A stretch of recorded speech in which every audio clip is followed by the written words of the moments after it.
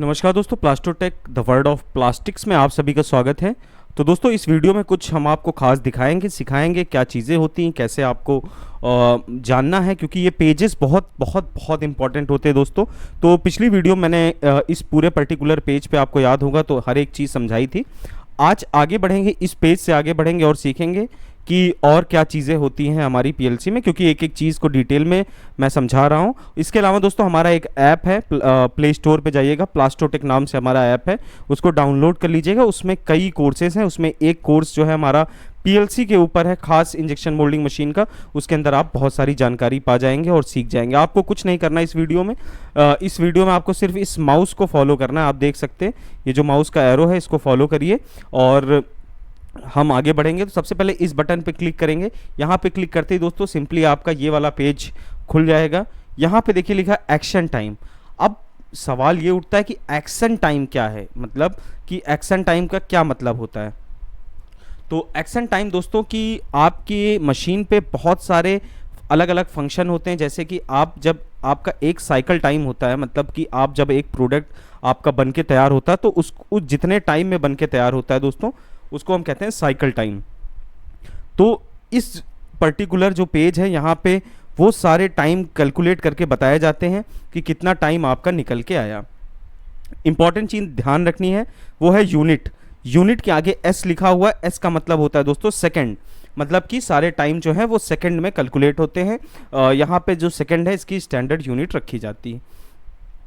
चलिए शुरुआत करते हैं। सबसे पहला, जब आपका प्रोडक्ट बनना शुरू होता है तो पहला स्टेप क्या होता है उस साइकिल टाइम के दौरान? Mould close. सबसे पहले आपका दोस्तों मोल्ड बंद होगा, मोल्ड क्लोज होगा। तो यहाँ पे देखिए मोल्ड क्लोज लिखा है।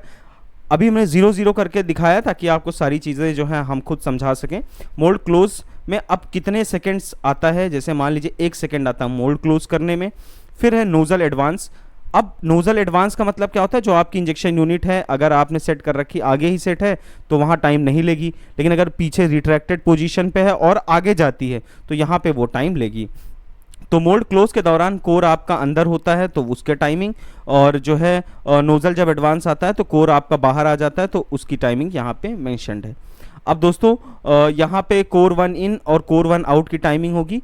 अब कोर 1 इन जो है अगर मोल्ड क्लोज के टाइम है तो देखिए यहाँ पे मोल्ड क्लोज के टाइम उसका टाइम आएगा, और कोर 1 आउट जब है इंजेक्शन के बाद ज़्यादातर कोर आउट होता है तो यहाँ पे वो चीज़ें आपको मिल जाएंगी। या मोल्ड ओपन के बाद जो है वो तो वो टाइम यहाँ पे कैलकुलेट होता है। वो डिपेंड करता है आप किस हिसाब से अपनी कोर का इनपुट और आउटपुट रख रहे हो। यहाँ पे देखेंगे नोजल एडवांस, यहाँ पे वो टाइम आ जाएगा। नेक्स्ट होता है दोस्तों, अगर आप सोचने वाली बात है, मोल्ड आपका बंद हुआ, इंजेक्शन यूनिट आगे आई, अब क्या कौन सा प्रोसेस होगा? अब जो है सिंपली आपका इंजेक्शन होता है। इंजेक्शन वहाँ पे स्टार्ट हो जाएगा। अब इंजेक्शन होने में जितना टाइम लगा वो टाइम सेकंड्स में, जैसे मान लीजिए 3 सेकंड लगा तो वो 3 सेकंड यहाँ पे लिख के आ जाएगा। उसके बाद दोस्तों अब समझने वाली बात है, तुरंत जैसे ही इंजेक्शन पूरा होता है वैसे ही आपकी कूलिंग स्टार्ट हो जाती है। अब जिस समय कूलिंग हो रही होती उसी टाइम आपके 3 फंक्शन होते हैं। कौन कौन से? चार्जिंग। अब जैसे इंजेक्शन पूरा हो गया, अब मोल्ड ठंडा होगा, उस दौरान क्या होता है, टाइम अपना चार्जिंग पे चला जाता, मतलब जो हमारी मशीन होती है वो नेक्स्ट साइकिल के लिए, नेक्स्ट साइकिल टाइम के लिए मटेरियल का प्रिपरेशन शुरू कर देती है। उसके बाद दोस्तों सक बैक अगर आप देते हो, आप कोई मटेरियल हैं जहाँ पे ड्रूलिंग वगैरह ज़्यादा होता है तो सक बैक दे देते हैं। तो जितना सक बैक में टाइम लगा, मतलब स्क्रू आपका आगे था, अब रेसिप्रोकेटिंग स्क्रू आपका पीछे आया सक बैक में, तो कितना टाइम लिया वो सेकंड्स में यहाँ पे आ जाएगा।